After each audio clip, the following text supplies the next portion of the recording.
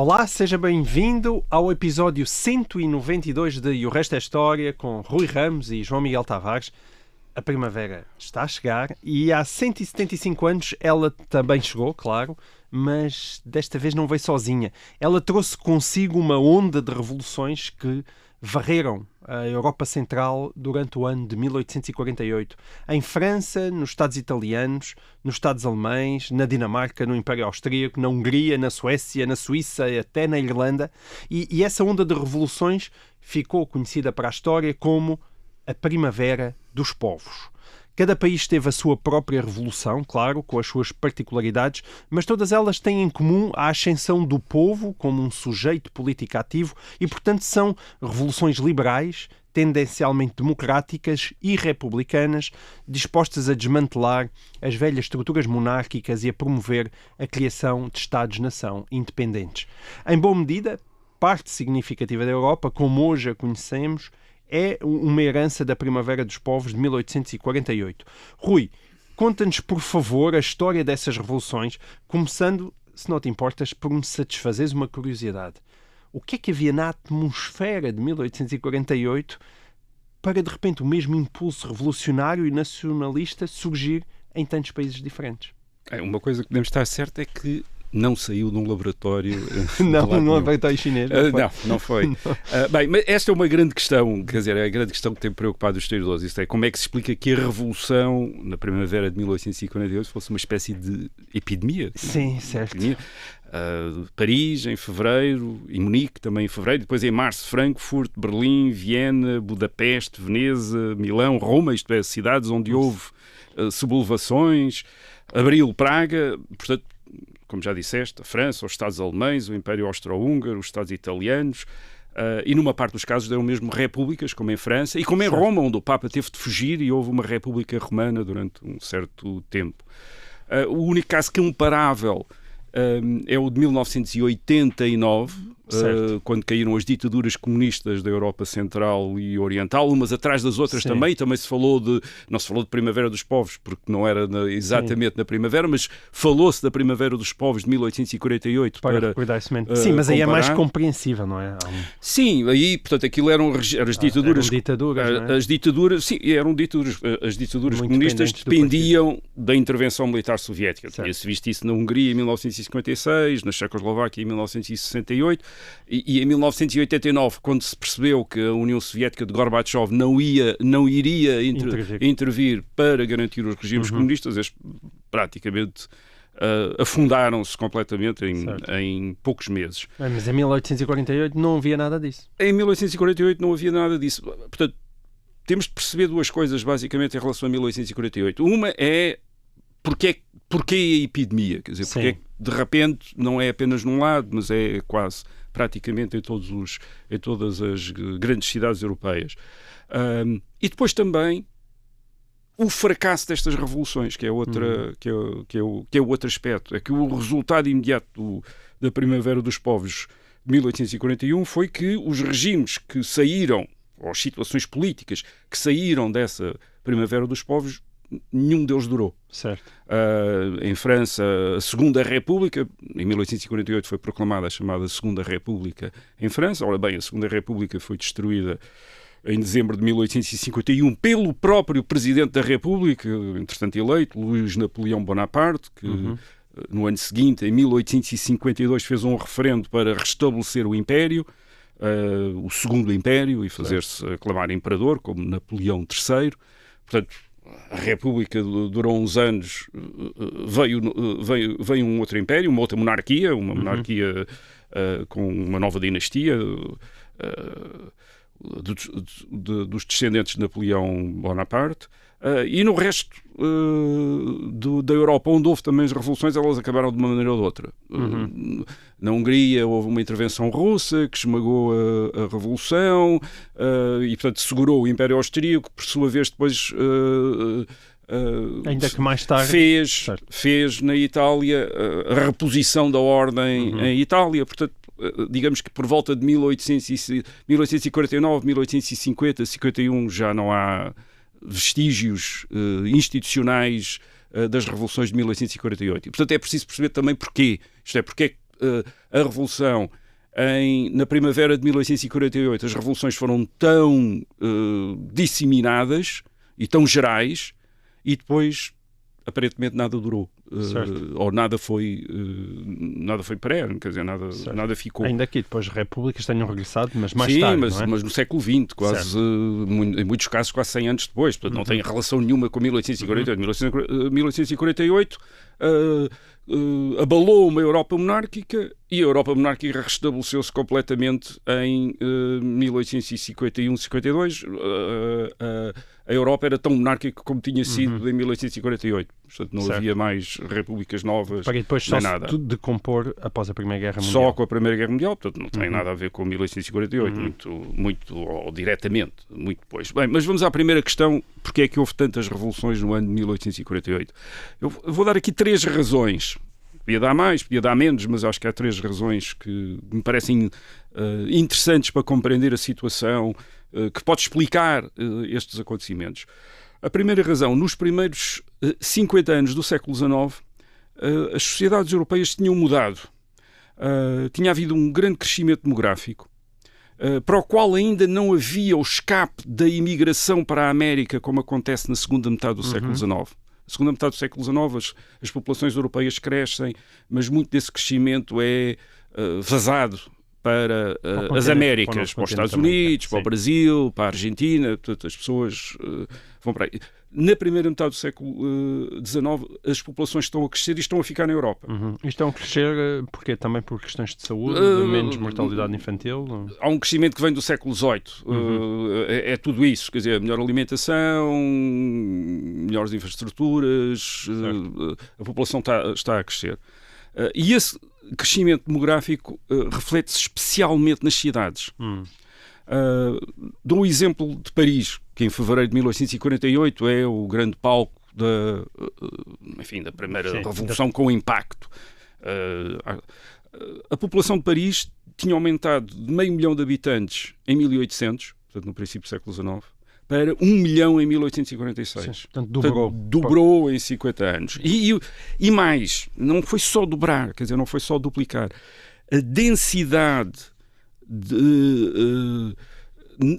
da população na cidade, a densidade populacional aumentou também, duplicou também, de 15 habitantes por quilómetro quadrado para 30. Isto é, tratou-se literalmente de uma acumulação na antiga área urbana. E não como aconteceria na segunda metade do século XIX, em que as cidades também cresceram, mas cresceram com uma expansão de subúrbios. Por exemplo, na segunda metade do século XIX, a área de Paris iria triplicar. Na primeira metade, a área mantém-se e a população cresce dentro da antiga área, enfim, da área tradicional de povoamento da cidade, e duplica aí. Certo.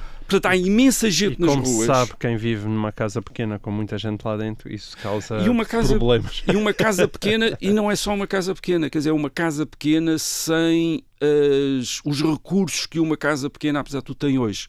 Isto é preciso ir buscar água e vazar lixos à rua, não há frigoríficos, é necessário fazer compras muito frequentemente portanto, há muita gente sempre na rua, as ruas estão sempre cheias de gente. Uma grande parte da população literalmente vive na rua. E depois há muitas oficinas. Esta cidade é uma cidade industrial. Portanto, mais uma vez, não é a maior parte da indústria não é uma indústria de grandes fábricas que existam nos arredores ou em zonas industriais. Não. A maior parte da população industrial está na cidade. Há ruas cheias de oficinas, de lojas, etc. Portanto, há esta população trabalhadora, há uma população trabalhadora, há bairros cheios, os bairros estão sempre cheios de gente. Uma grande parte da população trabalha nos bairros onde vive. Quer dizer, e também não são os bairros modernos que nós conhecemos hoje em dia, são ainda bairros de uma estrutura medieval. Ainda é uma coisa muito diferente. Esta cidade é muito diferente do que seria depois. As grandes obras de renovação urbana, com o alargamento das avenidas em Paris, são também da segunda metade do século XIX. Portanto, esta cidade de Paris de 1848 ainda aproxima-se, digamos, mais do bairro alto ou às vezes até de Alfama, para usarmos termos de comparação lisboetas, do que propriamente das avenidas novas ou da Avenida da Liberdade, que copiam os grandes boulevards de Paris, que vão aparecer na segunda metade do século XIX. Portanto, isto não é exatamente uma cidade medieval, mas é uma cidade intrincada, etc. E o que é que acontece? Portanto, temos esta gente toda, gente que por vezes é afetada por vagas de desemprego, ligadas sobretudo à indústria, a maus ciclos económicos, etc., como tinha acontecido em meados da década de 40. Portanto, cria desempregados. O que quer dizer que isto é uma população que, de repente, se quiser revoltar, revolta-se e é capaz de isolar bairros com barricadas, como acontece em 1848. A 1848 já tinha sido, enfim, 1830 em Paris tinha havido outra revolução, que também tinha sido uma revolução de barricadas, e portanto a barricada, que é basicamente é a população de um determinado bairro, de uma determinada região, barricar as ruas para impedir a entrada de polícia ou de tropas governamentais, é uma coisa que toda a gente sabe, quer dizer, fazer. Isto é levantar as pedras, virar carroças, criar barricadas, e depois temos uma outra coisa. A população estava armada, não é? Uma grande parte desta população está armada, porque existe uma instituição em França que vem da Revolução Francesa, que depois tinha sido abolida em 1827, restabelecida em 1831, que é as chamadas Guardas Nacionais. As Guardas Nacionais, basicamente, é a ideia da existência de uma milícia armada, que é uma milícia de cidadãos, de civis, quer dizer, que estão armados para fazer trabalhos de serviço de polícia ou de manutenção da ordem. Mas tal como podem fazer um serviço de manutenção da ordem, também podem fazer um serviço de disrupção da ordem quando lhes apetece. Mas isto quer dizer que há gente que tem armas, está habituada a lidar, enfim, sabe manejar armas e, portanto, temos aqui todas as condições para o fenómeno das insurreições urbanas, no caso de Paris. Noutras cidades europeias as condições são diferentes, mas depois há uma imitação, quer dizer, daquilo que se está a passar de Paris, está a passar-se em Paris. Portanto, o que nós temos em 1848 em Paris e nas outras cidades a partir de fevereiro, março, nas outras cidades europeias, é uma história muito parecida, quer dizer, que é a história de repente, há sublevações, insurreições, quer dizer, população, e depois os governos mandam tropas para pôr cobro a essas insurreições e as tropas acabam por não conseguir ou desistir de o fazer e os governos acabam por cair e atrás dos governos vêm os regimes. Eu dei os números de Paris, lembrar que outras cidades europeias têm uma história demográfica muito semelhante na primeira metade do século XIX. Por exemplo, a população de Berlim sobe de 172 mil habitantes em 1800 para meio milhão em 1848, Viena de 260 mil para 551 mil. Portanto, esta acumulação de população nestas cidades. Agora, a outra razão, falei desta primeira razão, a outra razão tem a ver com aquilo que já mencionei agora, que é a falta de repressão destas sublevações. Isto é, os governos não conseguem reprimir estes motins urbanos. Porque o exército não obedecia? Não obedeceu. E é preciso compreender porquê. Isto é, porque é que as forças armadas não corresponderam ao apelo dos governos para manter a ordem nestas cidades. E isso temos de olhar para as monarquias tal como elas existiam para as monarquias europeias tal como elas existiam em 1848. Estas monarquias já não eram as monarquias do século XIX. Eram regimes... Do século XVIII. Do século XVIII. Exato, do século XVIII. Peço desculpa. Eram regimes, sim, que tinham resultado da derrota da França revolucionária imperial, napoleónica, em 1815, onde tinham voltado a ser restabelecidas as antigas dinastias tradicionais, mas que tinham quase todas, em França então isso era nítido, incorporado uma parte da herança da Revolução. Por exemplo, a monarquia em França. A monarquia em França, em 1848, é uma monarquia que tem uma Constituição, tem um Parlamento eleito, tem eleições regulares. O rei já não é o rei, desde 1830, que o rei já não é um rei que sai do ramo principal da família real, dos Bourbons, mas de um ramo secundário, que é os Orléans. Portanto, há uma nova dinastia no trono desde 1830. A própria bandeira da monarquia desde 1830 é a mesma da República Francesa, a bandeira tricolor, que em 1830 foi restabelecida. Portanto, temos uma monarquia em França em 1848 que tem uma nova dinastia, que tem a bandeira da República já tem adotado a bandeira da República, e é uma monarquia constitucional, uma Constituição, um Parlamento, liberdade de imprensa, eleições regulares, etc, etc. Noutros países ainda há monarquias um bocadinho mais autoritárias, mas uma parte delas também já tem constituições, também já tem parlamentos, também já tem imprensas, portanto... E de que maneira é que isso é fragilizável? Isso é estranho, não é? Aparentemente isto fazia havia com que... uma representação maior. E havia também uma grande discussão. Isto é, estes eram regimes um bocadinho de regimes de transição entre o antigo e o moderno, e em que não se sabia ainda o que é que ia ficar. Portanto, em 1848, para alguns ainda não é claro o que é que vai ser o destino da Europa. E, portanto, há gente que defende o regresso às antigas instituições, às monarquias absolutas do século XVIII. Defende isso. Há gente que quer... ir mais para a frente para uma república, ou não querendo a república, quer pelo menos mais democracia, isto é, um alargamento do sufrágio, maior poder para os parlamentos. No caso de França eram essas as reivindicações, queria-se um aumento do direito do sufrágio para um sufrágio universal masculino.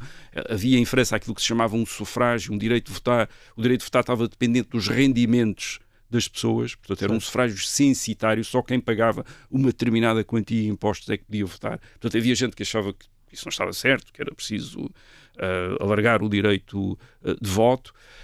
Havia gente que achava que o rei devia ter menos poderes e que o Parlamento devia ter mais poderes. Mas isso não é uma discussão muito diferente daquela que existiu em Portugal durante as guerras liberais? Sim, essa discussão também existe em Portugal, existe em Espanha. Repara, isto é uma discussão europeia. Certo. Isto não é uma discussão tipicamente francesa, isto é uma discussão europeia. Também há em Inglaterra, em 1830 tinha havido uma reforma eleitoral em Inglaterra com o alargamento do direito de sufrágio. Isto são discussões europeias, mas já lá vamos a esse aspecto europeu. Mas o que é que isto faz? Faz com que a elite política esteja dividida entre correntes de opinião que acham que se os outros triunfarem, o regime será mudado de uma maneira que contraria aquilo que eles pensam, quer dizer, demasiado. Portanto, o que está em causa é o próprio regime, quer dizer, reparem, não é uma questão de políticas, eles não estão a discutir se deve haver mais dinheiro para isto ou mais dinheiro para aquilo, ou se as escolas devem ter, se os programas escolares devem ser assim ou assado. Eles estão a discutir o próprio sistema político. Portanto, isso causa uma divisão dentro da elite política. Eles não estão a dividir-se por causa de políticas, mas para dar o exemplo de hoje, nós hoje temos um debate, quer dizer, mas ninguém está, ou não é uma grande discussão se o Parlamento deve ter mais poderes, se o rei deve ter menos, se deve haver mais gente com direito de voto ou com menos direito de voto. Quer dizer, isso não são questões. Há uma discussão sobre políticas públicas, sobre o que é que o governo deve fazer. Aqui não é uma discussão sobre o que é que o governo deve fazer, é uma discussão sobre o que é que o governo deve ser. E isso é muito grave, quer dizer, isso divide. Portanto, há questões que têm a ver com os fundamentos do regime e que põem, para alguns, põem em causa o próprio regime. E, portanto, o que é que isto faz? Faz com que a elite governante esteja suficientemente dividida para quando o governo é posto em causa, ou o regime é posto em causa, não ser claro que toda a gente vai defender o regime. E é isso que acontece em 1848. Em 1848, em França, uma parte da oposição exige reformas eleitorais, etc. O governo, que é um governo presidido por um grande historiador francês do século XIX, François Guizot, recusa isso. A oposição faz uma campanha aliás, de banquetes, porque não pode fazer comícios, então faz banquetes, quer dizer, nas várias cidades para agitar a opinião pública a favor das reformas. Há uma parte da classe política que sustentava a monarquia dos Orleans e que em 1847 passa para a oposição e se aproxima dos republicanos, portanto se divide.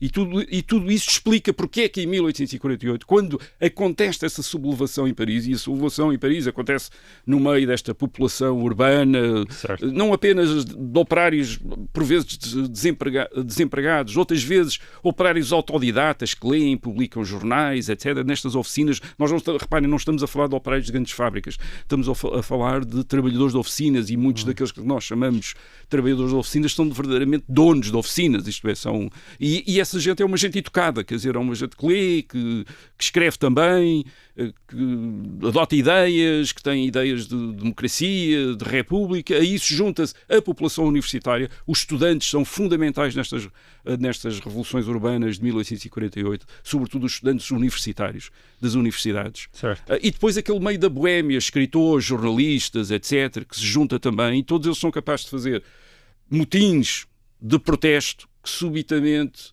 não são reprimidos e fazem cair o governo e fazem cair o regime. Para já ainda não saímos de Paris. Não, e Paris é muito importante. Hoje há historiadores que dizem não começou em Paris, houve uma revolução, tinha havido um motim também em Palermo, quer dizer, mas essas coisas não eram tão fundamentais como Paris. Paris era mesmo... Era algo diferente. Uma coisa que acontecia em Paris, o Metternich dizia, quando Paris espirra, toda a Europa se constipa, quer dizer, e portanto...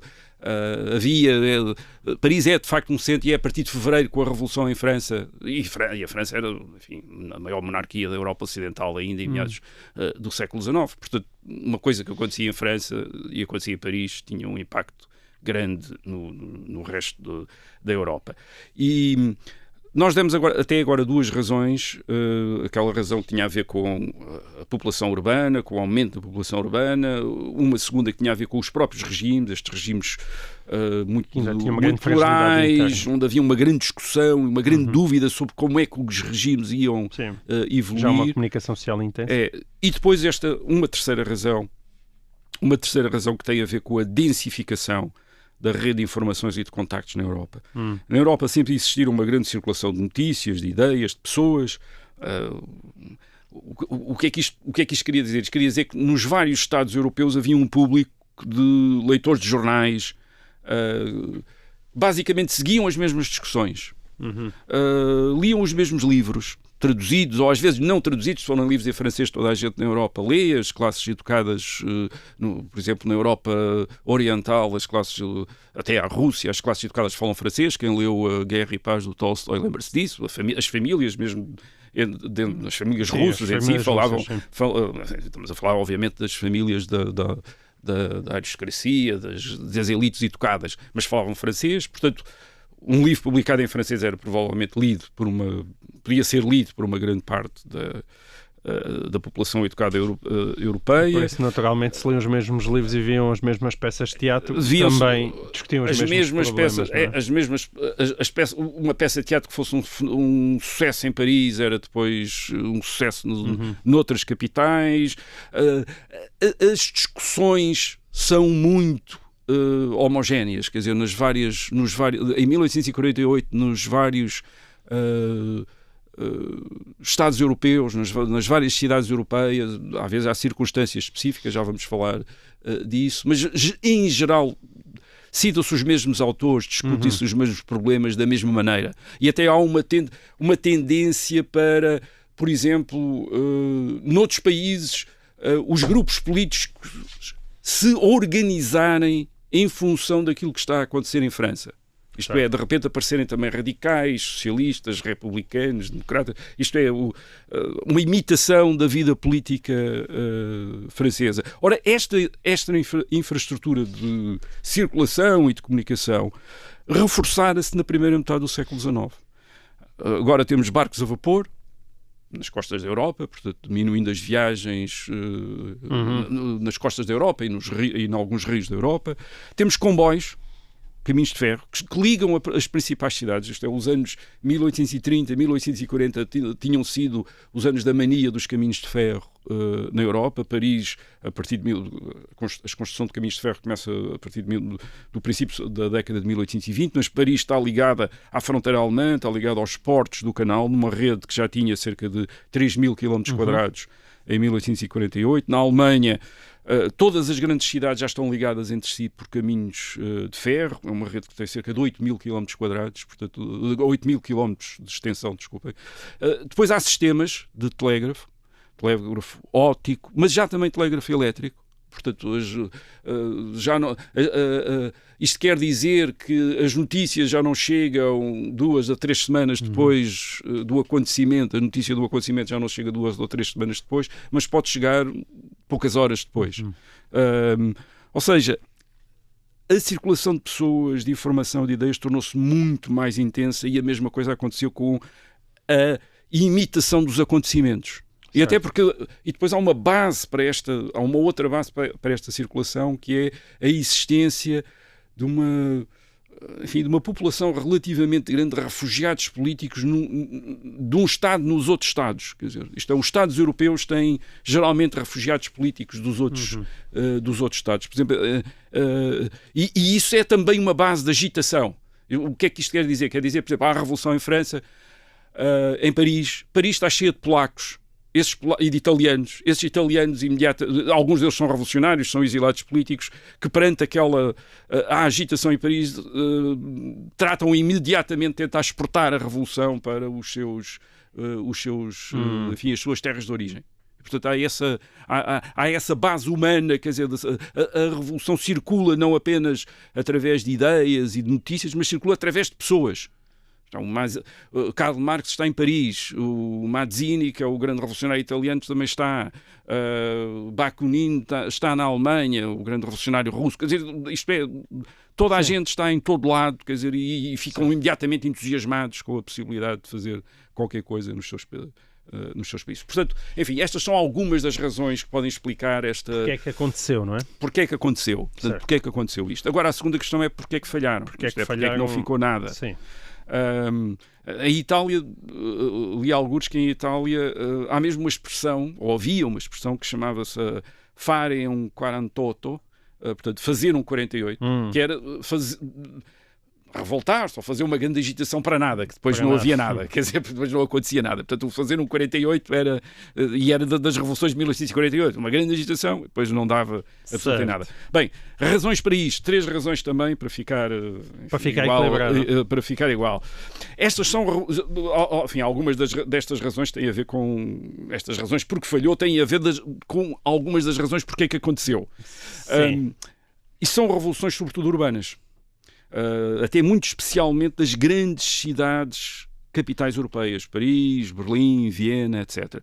Portanto, a massa da revolução são estudantes, são universitários, são boémios, são trabalhadores urbanos. São eles que invadem os palácios em Paris, aquela famosa cena de invasão do Palácio das Tuileries, que depois é descrita por Flaubert na Educação Sentimental, que é um romance que em grande parte se passa em 1848 em Paris.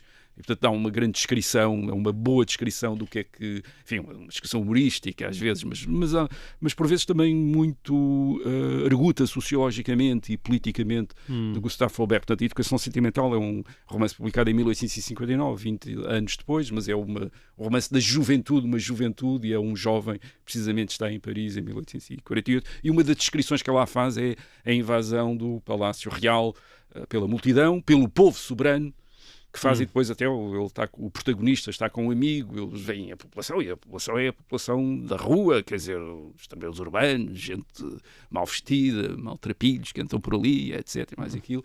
E depois há aquele comentário de um dos amigos para o outro, a dizer: o teu soberano não cheira lá muito bem, quer dizer, porque aquela população, obviamente, os hábitos de higiene não eram propriamente os maiores. O povo soberano estava ali, mas, portanto, a ocupar a sala do trono, mas, de facto... Mas não chegava bem. Isto é Gustave Flaubert, Educação Sentimental, 1869. Mas o que tu estás a dizer é que o que se passava na cidade não tinha necessariamente um contraponto com o que se passava nas zonas rurais. Estas revoluções urbanas são sufocadas, não têm apoio, quer dizer, não há uma revolução nos campos. E, ora bem, nos campos está 80% da população da Europa em 1848. A maior parte da população da Europa está nos campos e ocupada na agricultura. E, portanto, esta população não é envolvida, em geral, nestas revoluções. Portanto, quando se formam finalmente situações políticas, governos que são capazes de restabelecer a ordem nas cidades, o problema fica resolvido. Quer dizer, não estão perante um país em revolução, não estão perante uma sociedade geralmente revolucionada. Portanto, estas revoluções têm este duplo aspecto. São gerais no sentido de que acontecem em muitas cidades, mas são muito locais também. São urbanas. São urbanas, são muito locais, são nas cidades. Quer dizer, e, portanto, são resolvidas também nas cidades. Segunda razão, os revolucionários fizeram a revolução porque as elites dominantes das monarquias constitucionais em 1800, ou das monarquias constitucionais e outro tipo de monarquias em 1848 não estão unidas, mas os próprios revolucionários não se conseguem manter unidos. E há dois fatores de divisão. Um tem a ver com uma coisa que basicamente aparece em força, uma ideologia ou uma corrente ideológica que aparece em força em 1848, que é o socialismo. Muitos revolucionários são republicanos, querem uma república assente no sufrágio universal, mas alguns já falam de socialismo, isto é, e de socialismo naquele no sentido que nós o entendemos. Uma intervenção do Estado na economia para garantir empregos, sobretudo na indústria, como, por exemplo, o estabelecimento de fábricas do Estado. Isto tinha decorrido uma década de 1840, onde tinha havido muita preocupação, muita literatura sobre a condição de vida dos operários, sobre as condições de trabalho, portanto, enfim, isso, digamos que fazia parte da agenda da imprensa.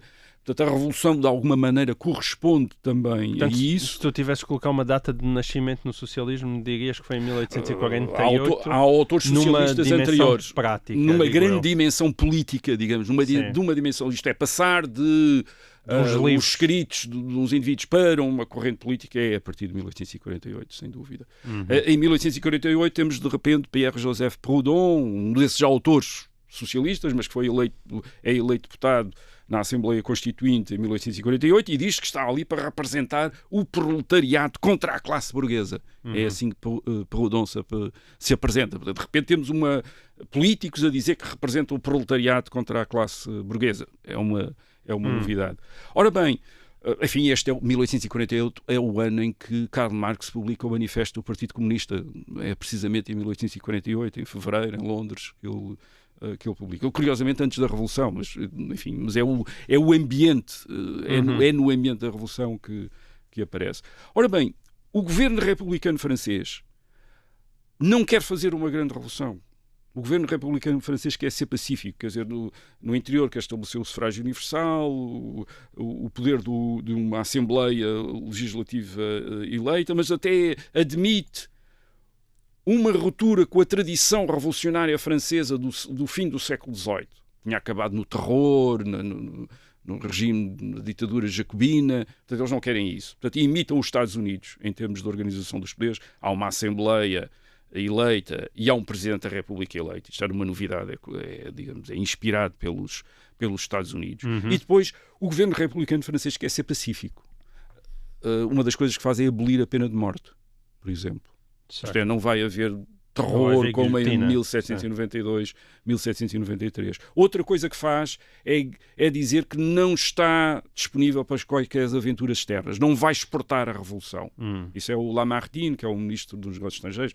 Também é um poeta. Isto é muito uma revolução de escritores e de poetas. O Lamartine diz logo, não vamos... Quer dizer, a República é a paz. Quer dizer, não vamos trazer a guerra. Porque para a Primeira República Francesa de 1792, no fim do século XVIII, tinha sido uma república de guerra. Quer dizer, que tinha entrado em guerra com as outras potências europeias. Esta Segunda República Francesa, a primeira coisa que diz é nós queremos a paz. Mas não lhes correu muito bem. Não lhes corre muito bem, porque há dentro da própria França, dentro da França, uma parte dos revolucionários que querem continuar a fazer a revolução. E logo em maio de 1800... São herdeiros do terror. Alguns deles são socialistas, uns deles são socialistas, outros...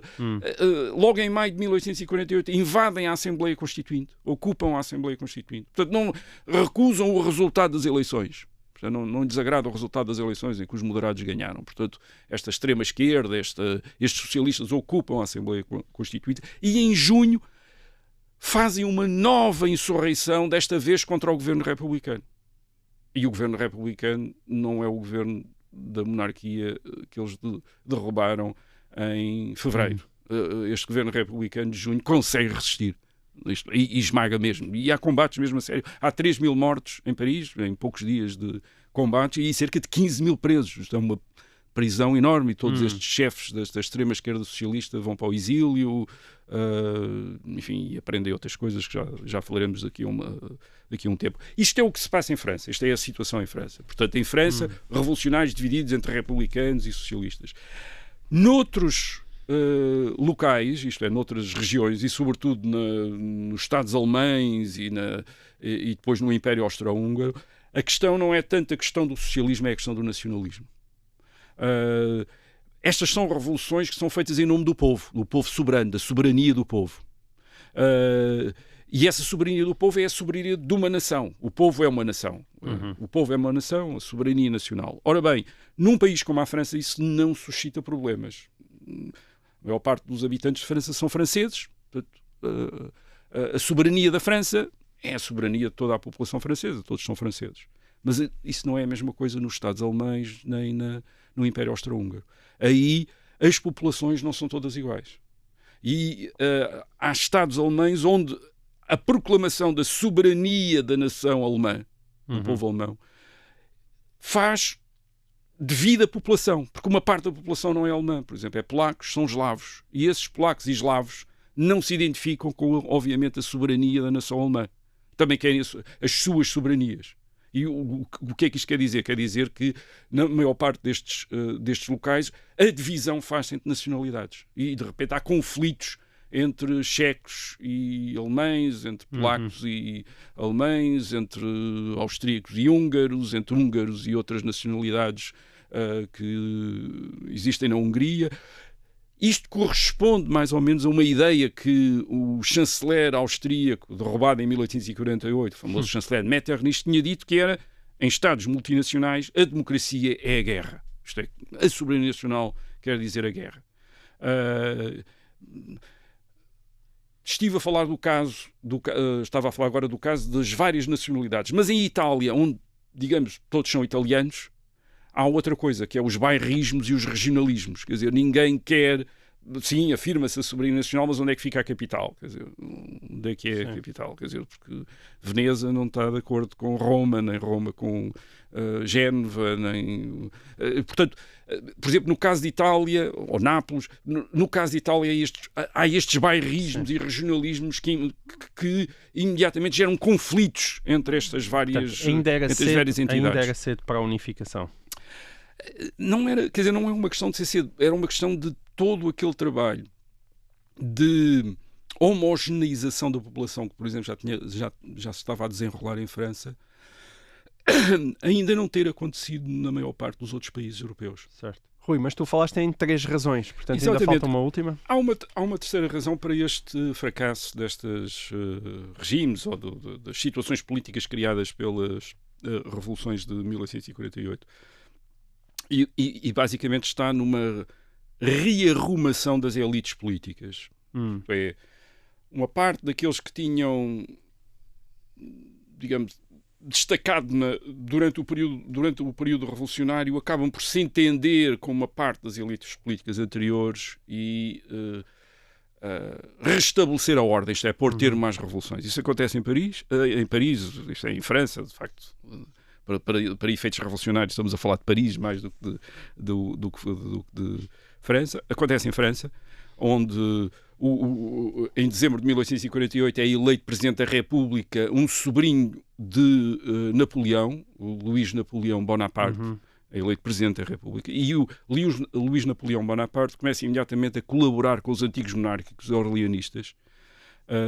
E precisamente o objetivo dele é restabelecer a ordem. E restabelecer a ordem apelando também à província francesa. Isto é, à província francesa, a toda aquela gente que tinha estado a assistir à Revolução, mas não tinha participado na Revolução, mas que participa depois nas eleições. E isso nota-se logo nas eleições de abril de 1848, tal como nas eleições de dezembro de 1848, portanto, eleições para a Assembleia Constituinte e depois para eleições para a Presidência da República. São grandes vitórias conservadoras e moderadas. Ou seja, quando o campo volta...